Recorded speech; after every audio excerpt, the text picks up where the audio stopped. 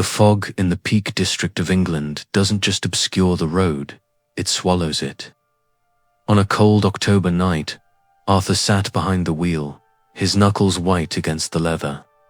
Beside him, his sister Clarite, months pregnant, clutched a small wooden rosary, her eyes fixed on the impenetrable grey outside.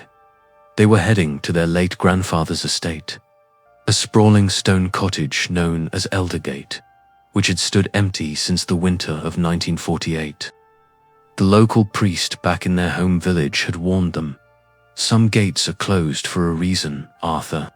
Don't go looking for what the fog has claimed."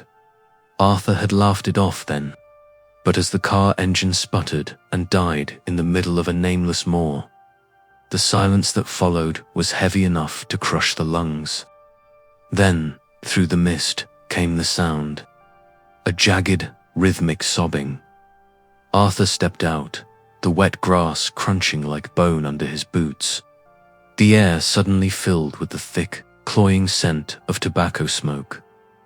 In a clearing near the Eternal Rest Parish Cemetery, he saw her. A woman in a tattered, 19th century black funeral dress was kneeling over a tiny, sunken grave. Her body was shaking with such violent grief that the ground beneath her seemed to vibrate. "Madame," Arthur called out, his voice trembling. "Do you need help?" The sobbing stopped instantly. The figure didn't turn. Instead, she dissolved into a swirling cloud of grey ash and glowing embers that vanished into the wind. Within seconds, a piercing, inhuman scream erupted from the open kitchen window of the cottage nearby. They scrambled inside, slamming the heavy oak door and throwing the iron bolt. But the house offered no peace. In the dark kitchen, a single candle sat on the table, its flame already burning a steady, cold blue.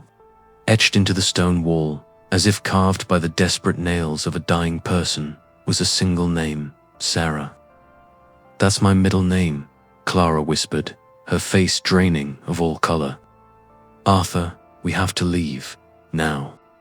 Suddenly, a rhythmic creak vibrated through the floorboards. Arthur grabbed a heavy crowbar and pried up a loose plank. He expected a cellar. Instead, he found a black abyss tunnel plunging 15 feet straight down into the earth. At the bottom, illuminated by a sickly, spectral green glow, sat a Victorian rocking chair, moving back and forth on its own. Scattered around it were tiny, weathered human rib cages, laid out on mossy stones like unholy offerings.